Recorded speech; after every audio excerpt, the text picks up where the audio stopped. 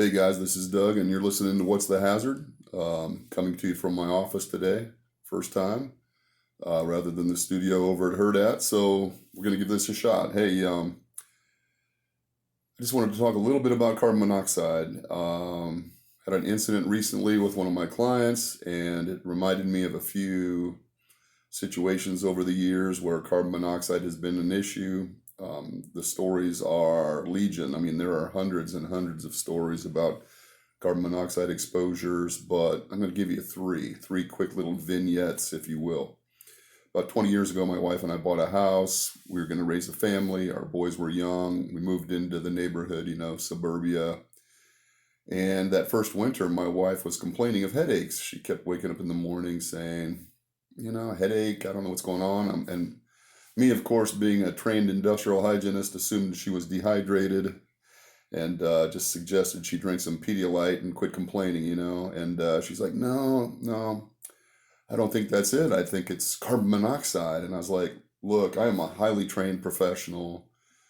It's not carbon monoxide. But, as a dutiful husband, I went down in the basement. We had an unfinished basement, kind of sectioned off. The utilities were behind a little partition. They built walls and a door and put the utilities behind that. And there was a furnace, gas furnace, two water heaters, gas water heaters.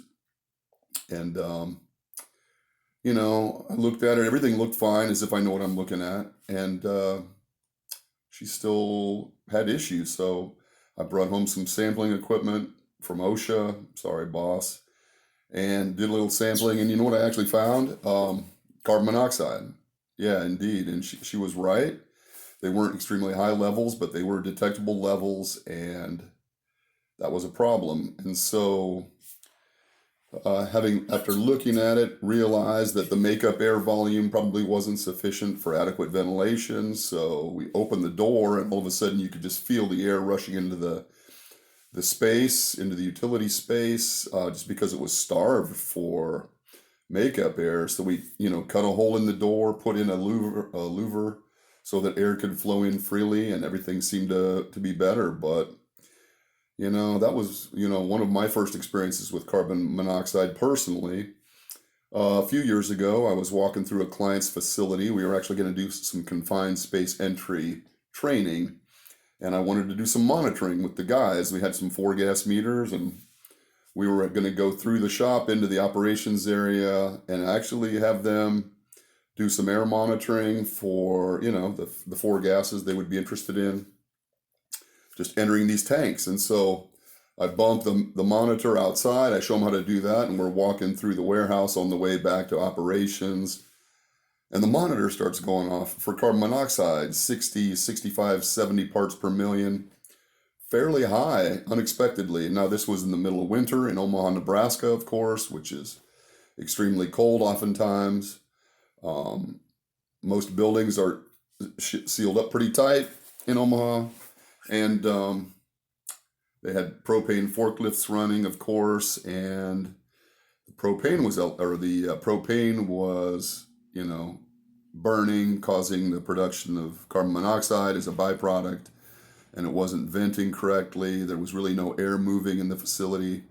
And it was interesting because they actually had a system in place with a carbon monoxide monitor that was wired to the overhead fans, and so when the levels were elevated, it was supposed to kick on and ventilate that space. Come to find out, after speaking with the supplier, they sent a technician out to look at the monitor and to look at the fans and make sure everything was working correctly, and they had the wrong sensor, the wrong chip in the monitor. It wasn't a carbon monoxide chip at all. So, with the best of intentions, they had put their employees in a situation unknowingly where carbon monoxide was also a problem. So they got that fixed, and they actually just eliminated propane forklifts entirely inside the facility, which was probably the best move possible, and eliminated that problem. Just a few days ago, one of my clients called me and told me about a near miss they had as well. They had an employee who was doing an inventory out in a small remote warehouse location, part of their facility, but not the main warehouse. They had a secondary location out, on the property, and he was out there with his, had gone out there with his forklift, propane forklift again. He was in this small building. Once again, it's cold in the winter in Nebraska. The door is closed. They realized they hadn't heard from him for a while, went out there, and he was actually slumped over his forklift, semi-conscious. It had been running while he was doing this inventory, and he was, in bad shape. They had to transport him immediately to the hospital, put him in a hyperbaric chamber so he could, saturate, push some of that carbon monoxide off of that heme and resaturate with some oxygen, apparently. And he survived, but it just goes to show you, man. I mean, carbon monoxide is insidious. It's really scary shit. And I think sometimes we make assumptions about carbon monoxide. I certainly did under those circumstances. And so I just want to remind everybody that, we know it's colorless. We know it's odorless.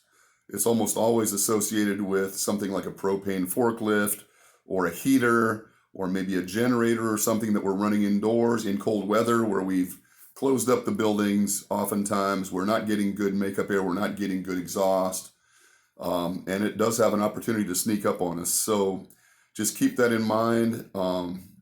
Get a few carbon monoxide monitors, put them in your warehouse, put them on your forklifts, put them in your house, definitely.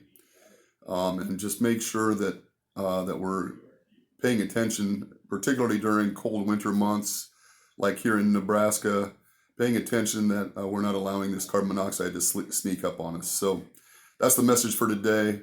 I hope that's helpful, and we'll talk to you soon. Take care. Bye-bye.